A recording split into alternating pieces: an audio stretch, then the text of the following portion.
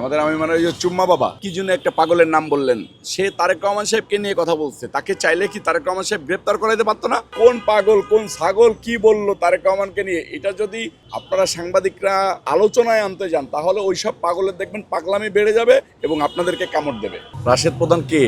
জাকপা কোনো দল আছে নাকি বাংলাদেশ? আমি চিনতেছি না রাশেদ প্রধান কাকে, চিনতেছি না। এই তোমরা কেউ জাকপার নাম জানো? আপনি বললেন 11 দলীয় জোট, ওই জোটে দুই একটা দল ছাড়া আপনি মনে হয় নিজেও কোন কোন দল আছে আপনি জানেন না, আমরাও অনেকজন জানি না। এদিকে এই যে শত শত লোক আছে, আপনি হাত উঁচু করলে এটা বলতে পারবে না যে 11 দলীয় জোটে কোন কোন দল আছে। এই 11 দলীয় জোট আর কি দল বললেন? জাকপা। এই এই দল নাম সম্বন্ধে আমার মনে করেন আমাদের এই তোমরা কেউ জাকপার নাম জানো?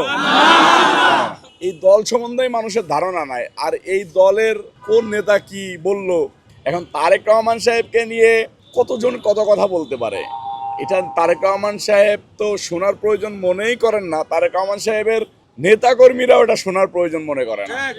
পাগলে কিনা বলে ছাগলে কিনা খায়। এখন পাগল নিয়ে যদি আপনি পড়ে থাকেন আর ছাগল নিয়ে যদি আপনি পড়ে থাকেন তাহলে তো দেশ পরিচালনা করা যাবে না। এখন কোন পাগল কোন ছাগল কি বললো তারেক রহমানকে নিয়ে, এটা যদি আপনারা সাংবাদিকরা আলোচনায় আনতে যান তাহলে ওইসব পাগলের দেখবেন পাগলামি বেড়ে যাবে এবং আপনাদেরকে কামড় দেবে। কি জন্য একটা পাগলের নাম বললেন, সে তারেক রহমান সাহেবকে নিয়ে কথা বলছে। তাকে চাইলে কি তারেক রহমান সাহেব গ্রেপ্তার করাইতে পারতো না? পারতো। তাকে চাইলে কি ছাত্রদল যুবদল বিএনপির নেতাকর্মীরা শারীরিকভাবে অ্যাসাল্ট করতে পারতো না? পারতো। আমি শুধু এতটুকু বলি যে আমাদের নেতা এত বেশি দয়ালু এবং মানবিক, আমাদেরকে এমনভাবে কোলঠাসা করে রেখেছে যে কোনোভাবে কোনো মানুষের উপরে, মানুষ যা যা বলে যে বলতে থাকবে, আমরা আমাদের কাজ করব, কিন্তু মানুষের উপরে কোনোভাবে জুলুম করা যাবে না। তবে একটা লিমিটেশন পর্যন্ত দেখা হবে, সেটার পরবর্তীতে বোঝা যাবে। প্রশাসন যদি কাউকে গ্রেপ্তার করে থাকে, সরকারকে ষড়যন্ত্রের ভিত্তিতে ফেলানোর জন্য সর্বদাই একটা গ্রুপ চেষ্টা করে যাচ্ছে। আপনি নিজেও দেখেছেন যে আওয়ামী লীগের হয়ে কিভাবে প্রশাসন ইউজ হয়েছে। তারা তো চাকরি থেকে চলে যায় নাই, তারা তো গ্রেপ্তারও হয় নাই, তারা তো রয়েছে। তারা কিছু জায়গায় হয়তো বিশৃঙ্খলা সৃষ্টি করে কিছু লোককে হয়তো অ্যারেস্ট করে, কিন্তু সরকারের নজর আবার আসলে সেটা সাথে সাথে জামিন হয়ে যায়। আমাদের আমি মানে ওই যে চুম্মা বাবা, উনি লেখে যতটুকু নিয়ে যান ততটুকু বলতে পারেন, তারপর আর পারে না। এটা উনার কথা কিনা আমি জানি না, হয়তো বা কোনো এজেন্ডা ওনাকে লিখে দিয়েছে।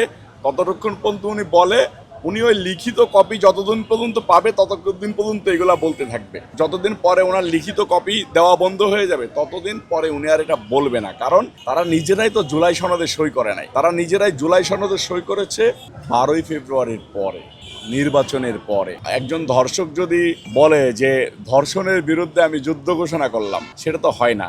ঠিক একই রকম হয়ে গেছে আপনি যার কথা বললেন তার প্রেক্ষাপটটা আর কি। এদের দোকানটা বন্ধ হয়ে যাওয়ার পথে। কারণ তারেক রহমান সাহেব বলেছেন যে জুলাই সনদের প্রত্যেকটা অক্ষর ধরে ধরে আমরা সেটা বাস্তবায়ন করব, যেটা আমরা যেগুলোতে সম্মতি দিয়েছি। তো এটা যখন বাস্তবায়ন হয়ে যাবে, এদের এই জুলাই দোকানটা বন্ধ হয়ে যাবে। জুলাই দোকান বন্ধ হয়ে গেলে দেখবেন যে ওরা নতুন স্ক্রিপ্ট লিখে কিভাবে সংসদে পাশ করা যায় বা প্রেজেন্ট করা যায় সেটার চিন্তায় থাকবে আর কি।